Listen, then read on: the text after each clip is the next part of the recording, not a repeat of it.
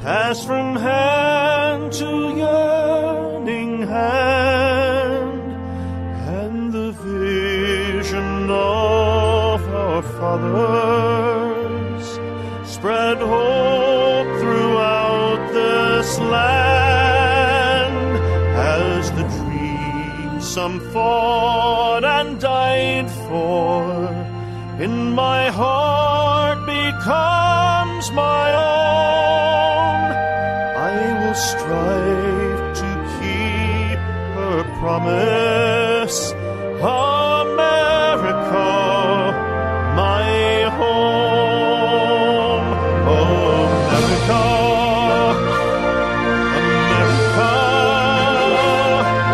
may God bless America, and freedom reign across America, my home.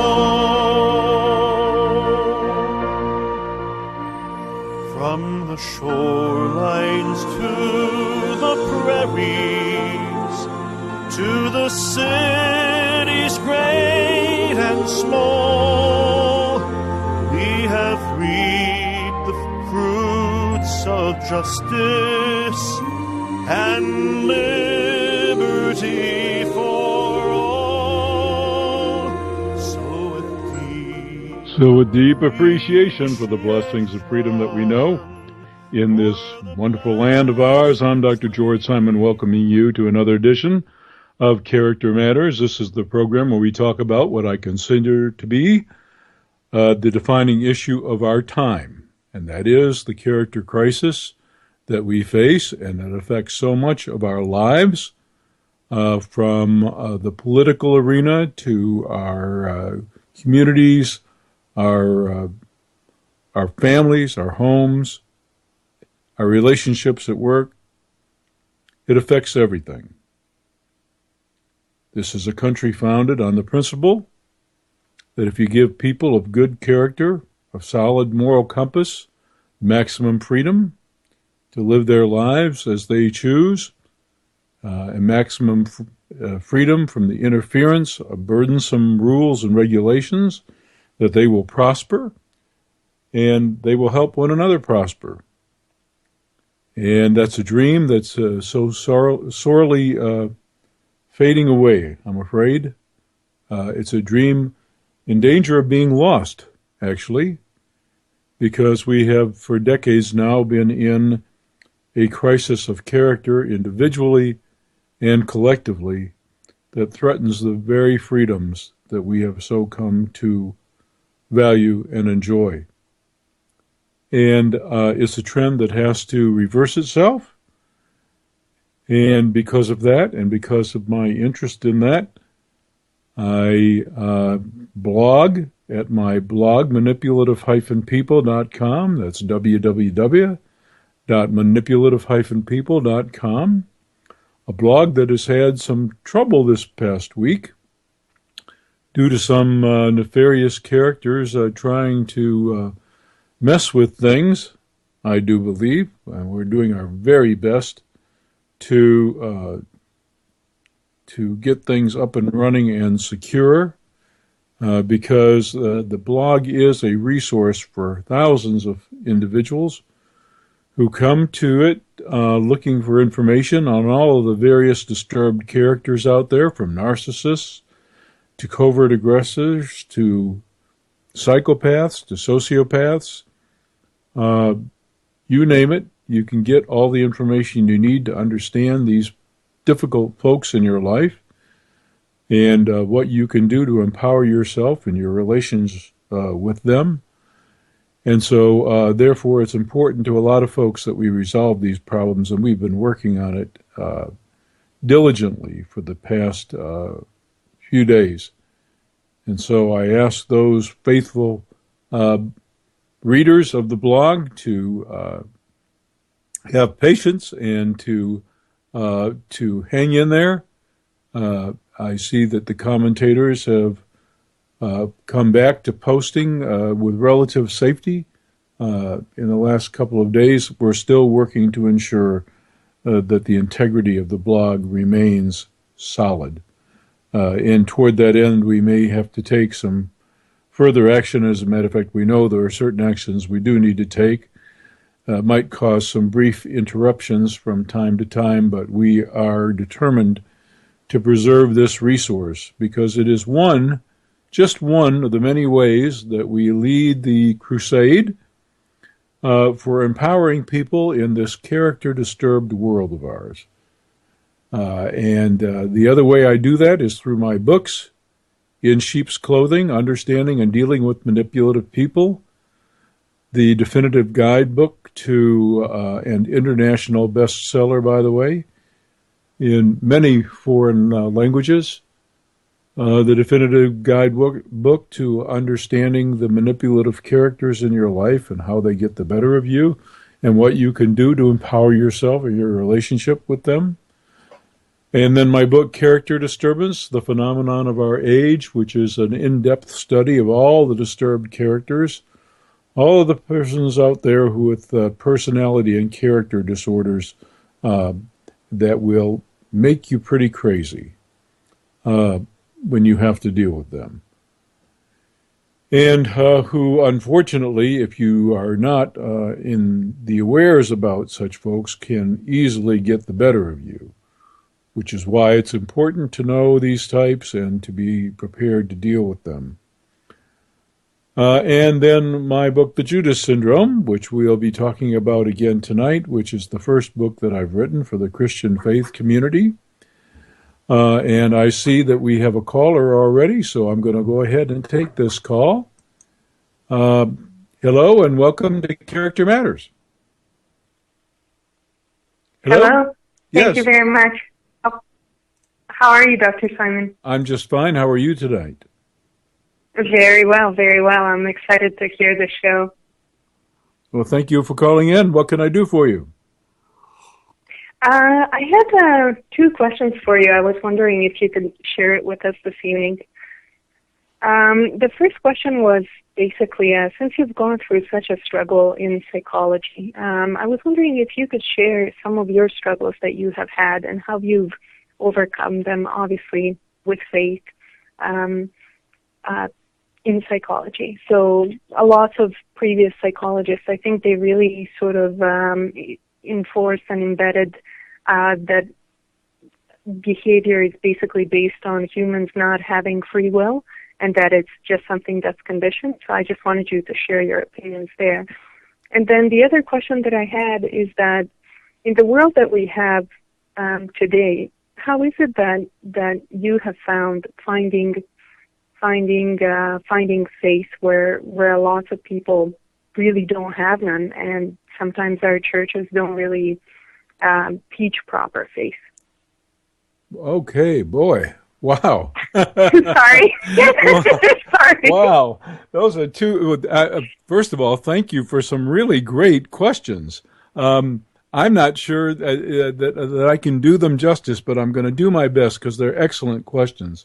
And did you want to hang on while I tried to do that, or did you want to hear my answers on the air and then maybe call back later if you have something else to add? Which would you prefer? Sure, I can hold off and then later call back in. But yeah, those were my questions, and I just really was wondering if you could share, especially with all the people having such a very different view in psychology, and then actually the institutions and the education system really still up until this day really enforces that. I was just wondering if you could share that. Right. So I'll hang up and then I'll call back. Yeah, and I appreciate it, and I hope you will, because I hope I do a good job. And if I don't answer both questions well, please let me know. Thank you. And okay, thank you so much. Thank you. And once again, folks, the number to call if you have a question or you want to chime in on something is 718-717-8296. That's 718-717-8296. Well, I hope I can do this question justice, but the caller asks such great questions, not just because they're good questions, but because they do bear upon what I want to talk about tonight. Question number 1. my frustrations with traditional psychology. Psychology is a great field. I love the field of psychology. And psychology had its origins really in philosophy. And it's gone through many different phases in its growth. It started out, like I said, as part of philosophy, and then as in the advent of science, it morphed into in the 50s and 60s the science of behavior. And this is one of the things that the caller was referring to within the theory within behavior theory. Humankind is not seen as a species that really has free will, but rather we are just animals who are conditioned totally by our environment. That's the behaviorist extreme point of view, that our actions are completely controlled by their consequences. And therefore, we're just like pawns basically in a game, and we don't really have choice. Whatever the reinforcers are or punishments are in our environment, that determines how we act. Well, let me say this about that. The first rule of science, the first rule of genuine science, is skepticism. The term science actually comes from the Latin to know, but it really more particularly means to know by showing, by demonstrating. In other words, it's kind of like the slogan from that the folks in Missouri like to say, that they're from the state where you have to show me, basically, before you're believed. And that's their nickname, the Show Me State. So even if you're not from Missouri, if you're a scientist, you have to be demonstrated that certain facts have the relationship that you propose. And so a scientist is at heart a skeptic. It's one thing to come up with all kinds of fancy ideas about how things work or about the nature of life or the universe. One thing to come up with all kinds of fancy ideas. It's another thing to demonstrate that there's some kind of validity to your propositions, to your theories. And in psychology, we've had a number of theories dominate from time to time. Freud theorized about things that you couldn't see. He theorized about the deepest recesses of the human mind, the unconscious, as it were. And the skeptics within the behavioral arena, they looked at these things as basically a pseudoscience, because you couldn't measure, you couldn't observe directly. How could you possibly challenge what somebody was conjecturing about the unconscious mind that you can't see, hear, feel, taste, measure in some objective way? So the behaviorists came up with this paradigm that basically redefined psychology as the science of behavior. And the main postulate was that behavior is controlled entirely by its consequences, that human beings are conditioned, that we're products of our environment. Pure and simple. Now, within the more traditional fields of psychology, those arising out of philosophy, there were some blanket theories that human beings were basically good, that human beings were basically decent folks, and they only ended up psychologically maladjusted in some way if in their earliest experience, in their early raising, in their formative years, they experienced trauma of some sort. And this trauma emotionally scarred them and then developmentally arrested them.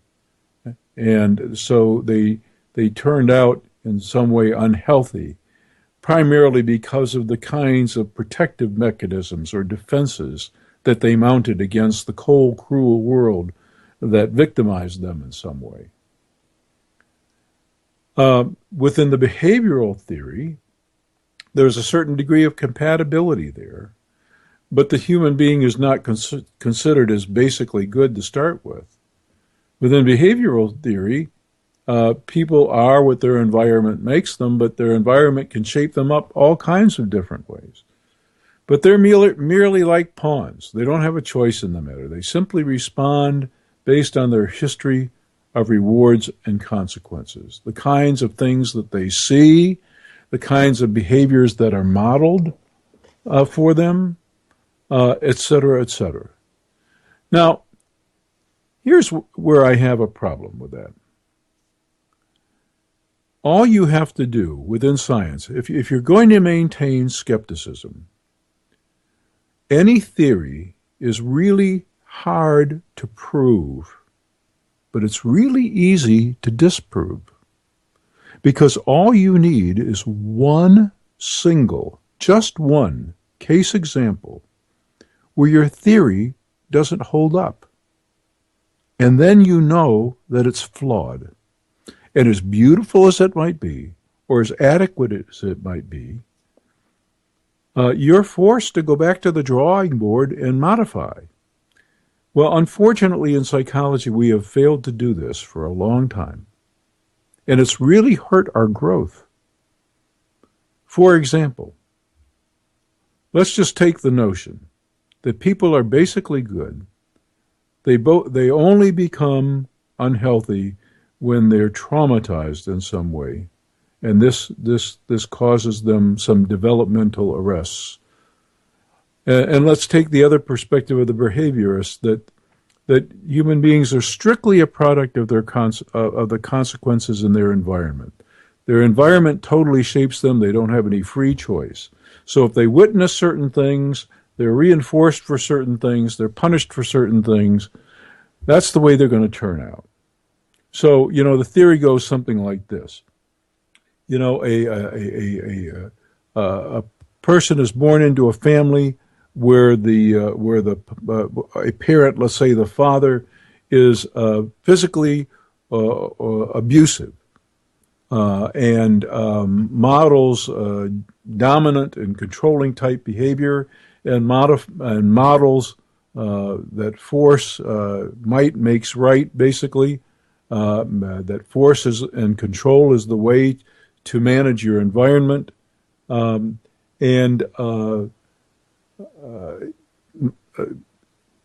punishes folks excessively for daring to express themselves, et cetera, well, then the children are going to turn out to be abusers themselves. They're going to pattern themselves after that same kind of behavior. Same thing has long been thought about sexual abusers.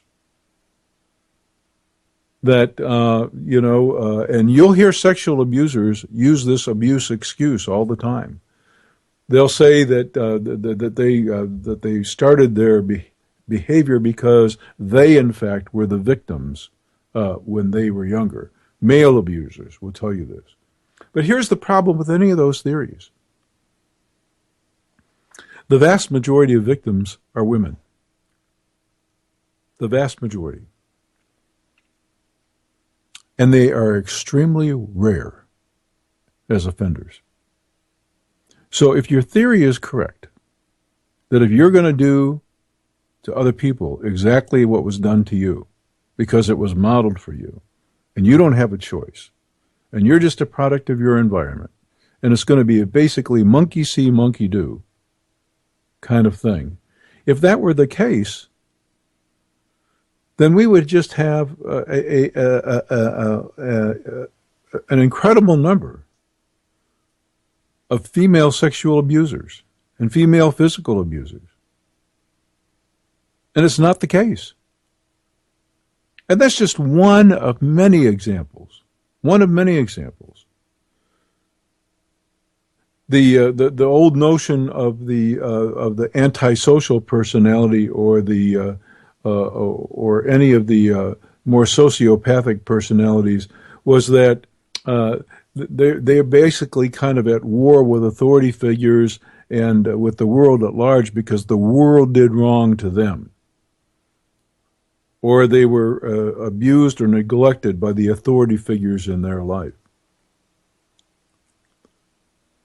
But then you find these cases where that's just absolutely not true.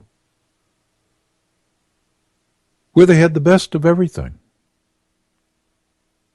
and still turned out absolutely rotten. So these theories, they sound beautiful sometimes, and it's not like there isn't some degree of truth to them. But what psychology has failed to do is has failed to reckon with the limitations of its paradigms. All we need is a couple of case examples to show us that the theory needs a lot of work and refining. And we just haven't done a very good job of that. I realized that early on. The caller wanted me to talk about my frustrations. I realized very early on that while there was merit, a great deal of merit, to a lot of the things that we were taught and trained to do as helping professionals, there was case after case after case that I was seeing where none of the rules seemed to apply. And all you need is one. All you need is one to know that there's something wrong with the theory. Not that it's completely wrong, but there's something missing. There's more to the story. And as a scientist skeptic, it is our obligation, if we're going to be scientists, it's our obligation to look for that more to the story. And I'll come back to that later. So that's how I got started. To answer the caller's question, that's how I got started on basically a crusade to really understand what was going on with the individuals that I was working with. And one of the things I realized very, very early on is that regardless of the symptoms that the patients were presenting to me, regardless of some of the more surface level complaints, that most of the problems that folks were having were related to their spiritual and character health, not just their emotional well-being, not just a reaction to their environment, their early environment or their shaping years, but rather how their character had formed. And I also realized that character formation did not occur just through conditioning, that each individual brought with them their own predispositions, their own innate predispositions, and that it was a combination of the individual's innate tendencies and their environmental influences and cultural influences, the values promoted in society, the attitudes promoted in society. It was a combination of all those factors that formed the person's character. And then, lo and behold, I came across some other theorists who were beginning to think the same way. And so that revolutionized my perspective on the human condition, and it revolutionized my work in psychology. Now, the caller also asked a key question here about the role of spiritual life. You know, there's a lot of talk, especially in the political arena today, about Christian values.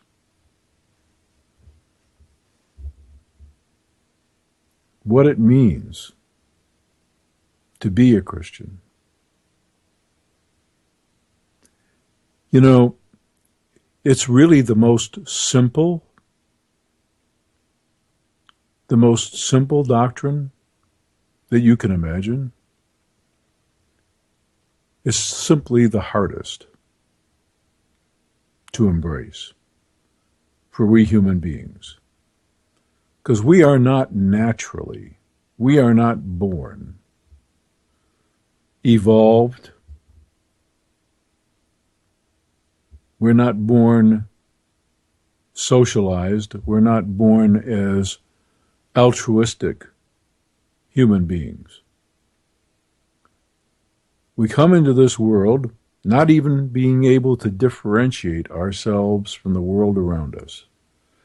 Literally, from our infancy through our early childhood, we literally think the world revolves around us, that everything exists in the world simply to serve our needs, and that if we want something, we should just take it. That's how we're wired. We have to learn better than that. And in order to evolve to the highest levels that we're capable of, we have to have faith in something much greater. You know, it all comes down to two possibilities, basically. Think about it. The one possibility, the thing that the scientists of our day would have us believe, is that this entire thing that we call human existence, this entire phenomenon that we call life, all of it is a complete, total accident. That's right. The dominant scientific paradigm of our time is that the universe just happened. In a split second, literally, there was a creation,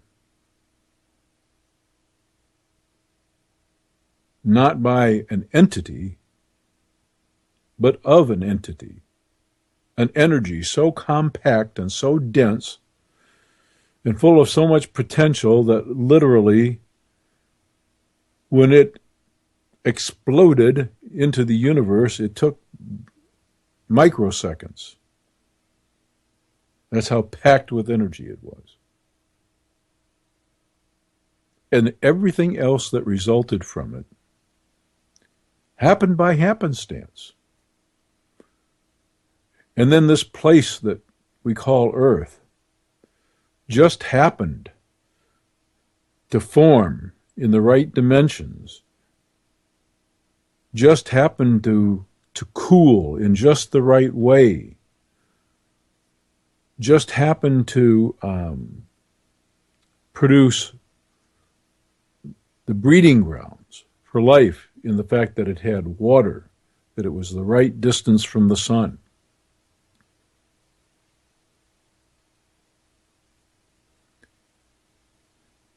And then organic molecules began coming together. And life began to evolve. And over millions and millions and millions of years, human life evolved. So it's a total accident without any real purpose except to be. That's it.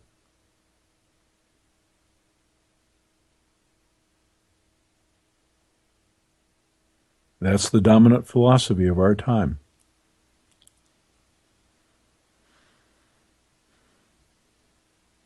Then there is this other philosophy.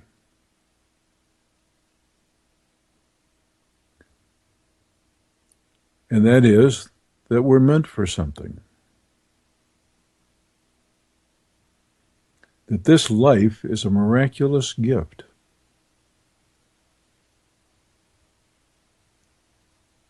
and that we're destined for something very big. And those who have the eyes to see it, and those who have the ears to hear those harbingers that there have been throughout our history telling us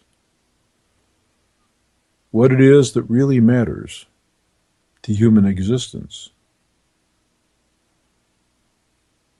They hear and see the call. They know that something is at work. An invisible energy force sustaining all things for a purpose.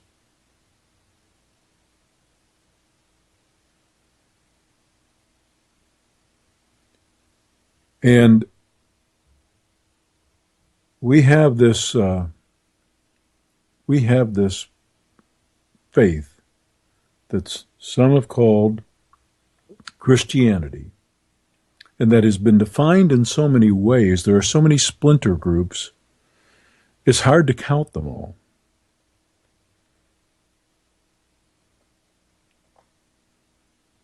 But all supposedly following and heeding the call of one particular person who walked this earth some 2,000 years ago.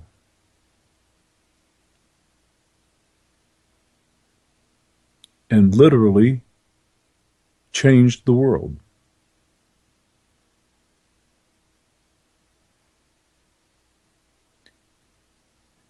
And in our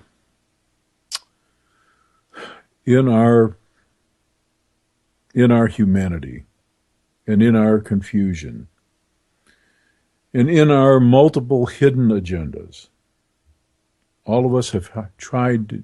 Many of us have tried to define this individual and his message and his nature in so many different ways. But we were also told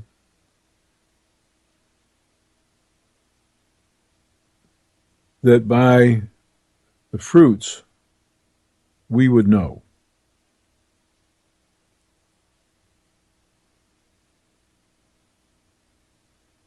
We were told what followers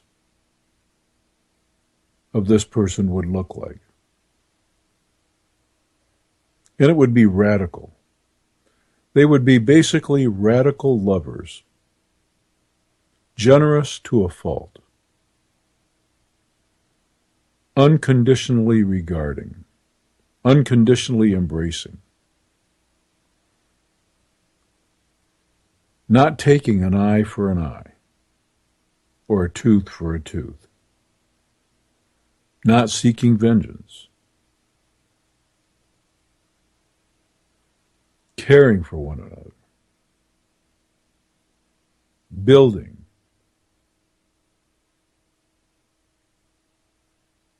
bridges, building connections,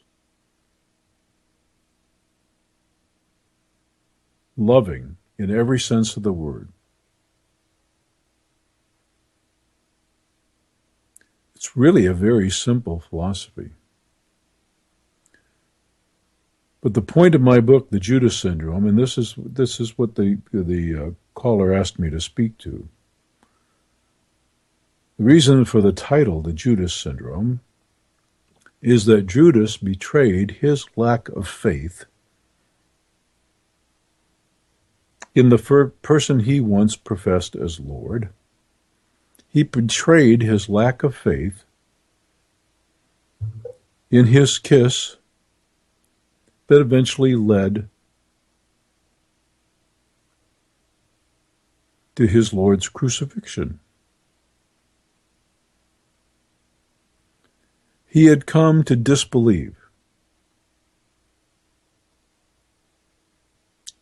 that this was the person that folks had been looking for hundreds of years and anticipating, that he was not the answer. And the point of the Judas syndrome is that we betray our lack of faith, those who profess to be Christians. We betray our lack of faith similarly when we say with our lips that this person that we follow is God incarnate,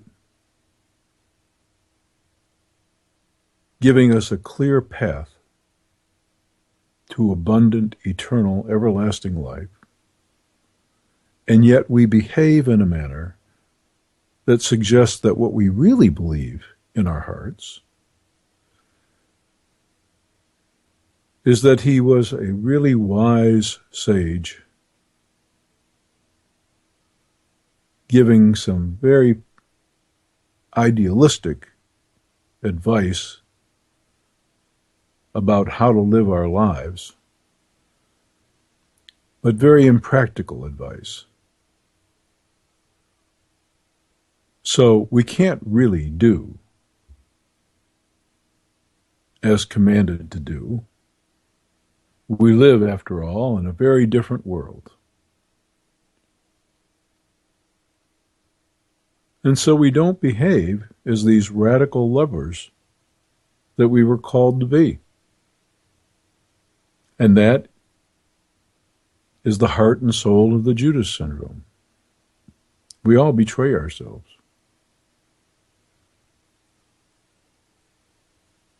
It's a matter of deep faith. And the other point that I made in the book, or tried to make, is that genuine faith, taking that leap, setting aside all rationality, and taking that leap in the heart, embracing it in the heart,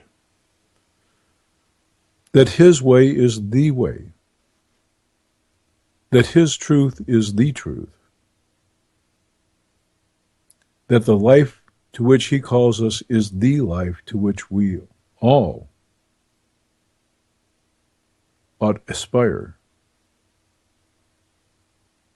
Taking that leap is transformative. It has to be.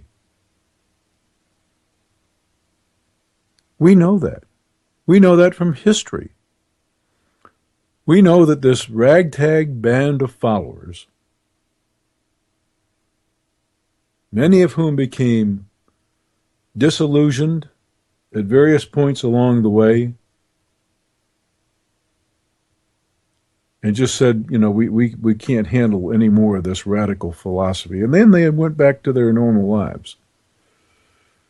But several stuck.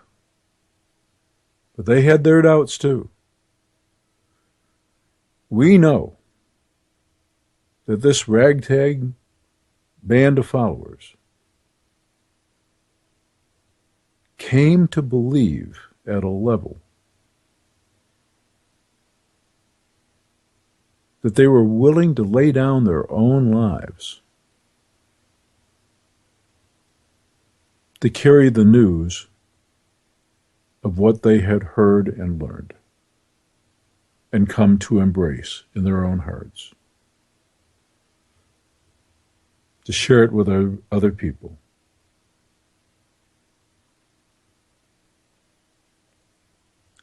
And they set the world on fire.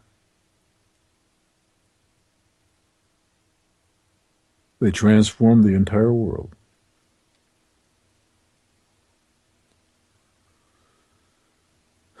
And what's been happening lately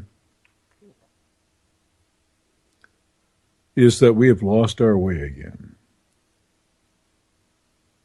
Sometimes when I watch our political debates, when I watch this theater of the absurd that has been this primary season, sometimes I'm really not sure whether to just laugh out loud, or cry.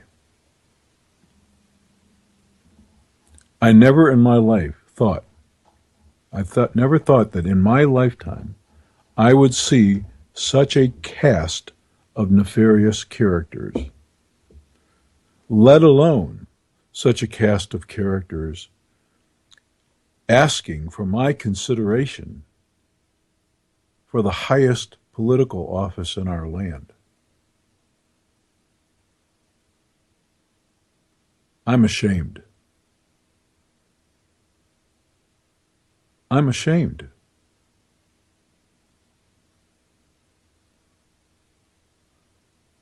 I'm ashamed for the country and about it. That we let this happen. Each and every one of us did. We all did. We got sucked into the notion that if we just minded our own business and took care of ourselves, see, that's the theory. That's part of the theory of rugged individualism. And part of what helped build the country, no doubt. But we got suckered into the notion that if we just took care of number one all right, that everything would just be fine. Well, everything's not fine. It hasn't been fine for a long time.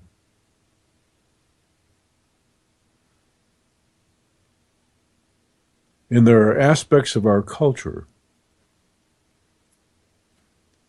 that are so negatively impacting the character development of our young people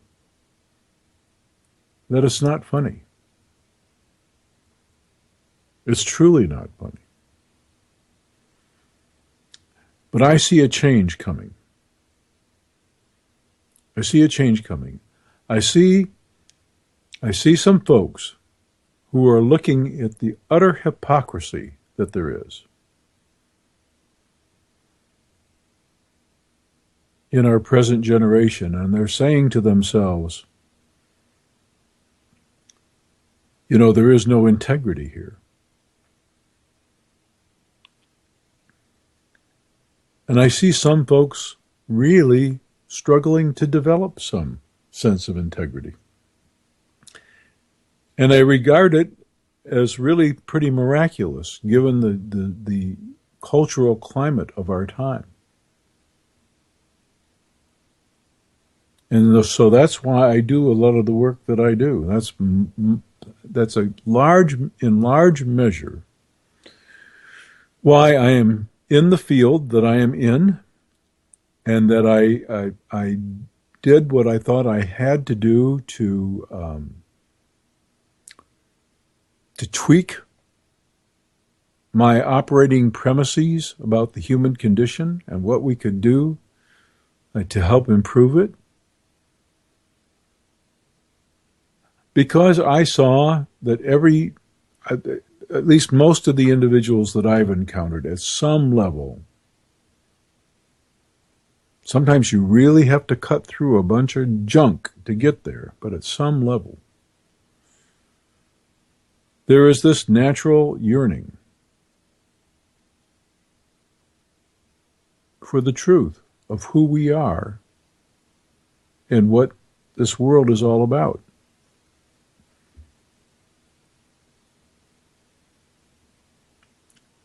And if, as a therapist, I do anything else, if I do nothing else, to act as a reliable, trustworthy guide through that process is perhaps the greatest challenge any therapist will ever have.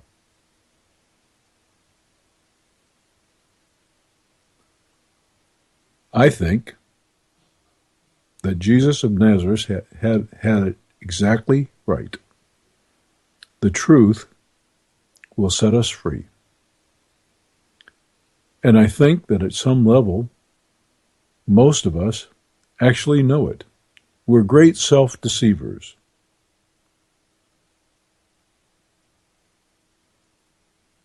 We're good at telling ourselves things that we want to believe, seeing things that we want to see, hearing things that we want to hear. But at some level, we know what the truth really is. And when we honestly reckon with ourselves, when we engage in what the 12-step folks call that honest self-reckoning, and when we honestly level with one another, that's where real freedom and real growth and real life can happen. No more pretense. No more BS. Just the utter, unvarnished truth.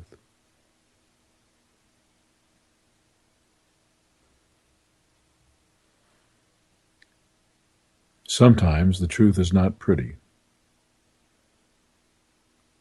Like this disgusting theater we find ourselves in this political season.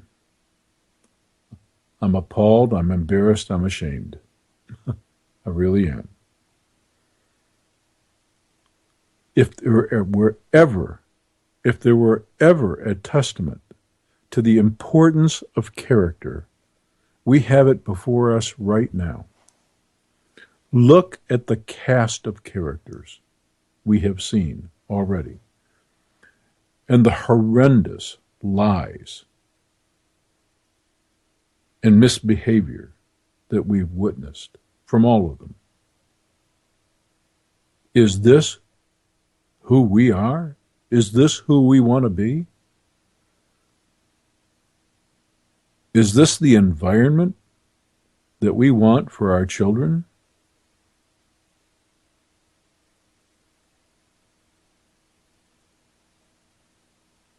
The truth can set us free, but we have to be willing to reckon with it.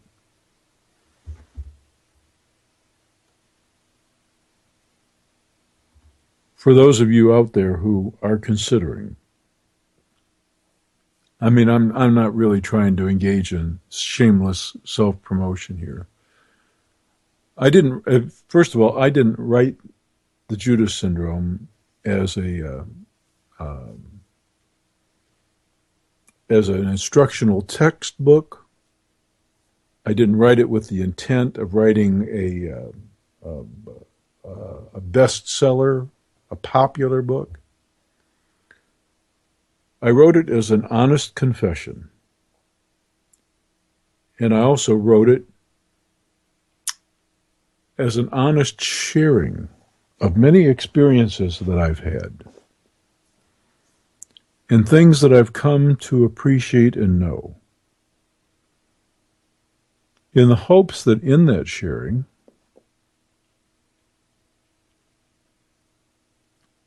that there would be some healing and also some movement toward rebuilding the things that I have come to believe can make a society great. I believe it all starts with the individual relationship. We don't know how to relate in healthy ways to one another anymore, which is why our marriages are half the time, at least, pretty much a joke. And it's also why folks who enter these marriages don't get better at it as time goes on. And as a matter of fact, the risk goes up. They'll keep making the same mistakes. Keep having failed relationships, and each time pointing the finger. Saying, well, I once again, I got the wrong person. Well, hello, there are two people who make up a relationship. If you're making judgments time and time and time after time that don't seem to be working out, maybe, just maybe, there's some things about you that are affecting your judgment, causing you to make bad judgments. How about reckoning with that? It all starts with an honest self-reckoning. I surely hope that I've addressed the caller's questions. Maybe I have, if you're still listening out there. If I haven't, and you want to follow up, please give me a call. And if anyone else wants to give a call, the number to call is 718-717-8296. That's 718-717-8296. I want to announce that I've got a new book coming out in just short order. As a matter of fact, I'll have a release date for you on next Sunday's program for How Did We End Up Here? My newest book with Kathy Armistead, another PhD, another excellent writer, and very well spiritually grounded individual who has been a co-writer with me in this effort to explain how perhaps you got to where you are in a dysfunctional relationship, how you ended up there, what to do to make sure you don't end up there again, how to empower yourself, pick up the pieces, move on, what things to look for, how to become a better judge of character. And it also takes a look at how we got here as a culture. What happened to us that we so lost our way? How did this moral relativism creep in so fast? How did this sense of this rampant sense of entitlement creep in so fast? What happened to allow that to happen? And I have a series of articles that I'm just now concluding on the manipulative-people.com blog on narcissism. And the latest article deals with gratitude and a sense of obligation, because they're interwoven in an age of entitlement, when people basically think that the world owes them. There's no sense of awe and respect for this marvelous, tenuous gift called life. And in the absence of that respect, in absence of a deep and abiding sense of gratitude for this wondrous, precious gift, in the absence of that, there can be no sense of indebtedness or obligation to do our part to preserve, protect, and defend this precious gift, and to nurture it, and to help sustain it, to do our part to make the world a better place, to sustain life. It all is born out of a deep sense of gratitude. It's the antidote. It's the antidote to the idea that I'm owed anything. When you think about it, we're not really entitled to a single breath that we draw. It's a gift. None of us had anything to do with it. We didn't earn it. And it's a precious gift, this life. A very precious gift.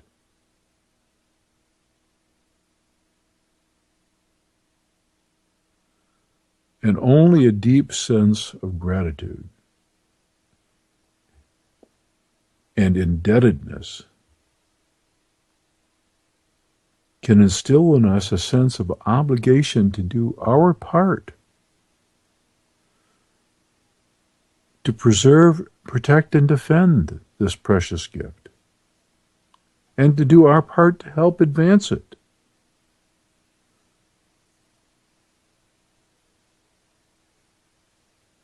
And that's what our faith is supposed to help us do.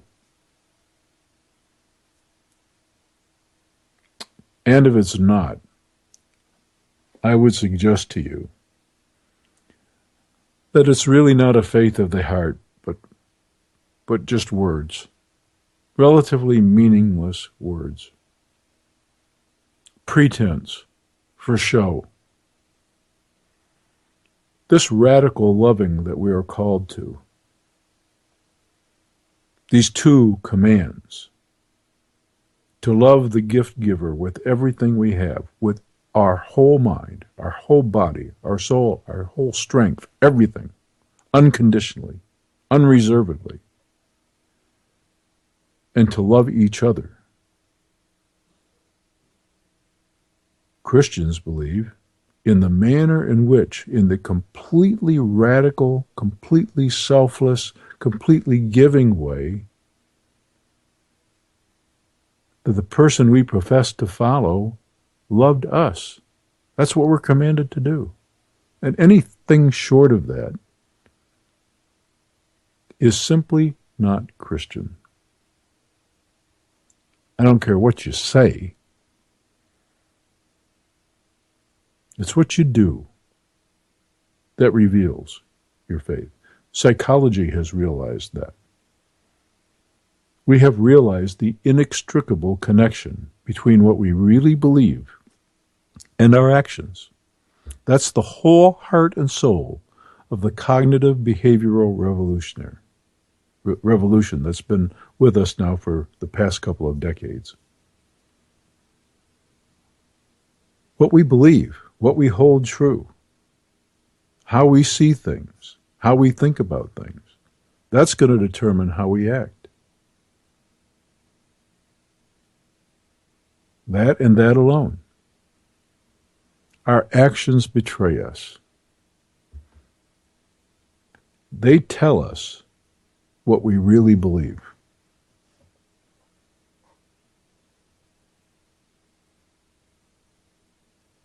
That's the heart and soul of it. And that's the message I'm trying to carry in my work and in my books. So I wanted to share that with you. If you have a mind to, perhaps you can pick up a copy and read it for yourself. Maybe, just maybe, something will speak to you. I sure hope that's true, because that was his purpose. And perhaps as time goes on, there'll be another a work or two in the works that I'll have some announcement for you on. And I'll also be here again next week on Character Matters. So I hope to see you then. Hope you'll tune in. Hope you'll join the conversation. And until then, I'm Dr. George Simon, once again, letting you know that I believe with all my heart that character matters and that our freedoms depend upon it. So with that, I'll see you next week, another edition.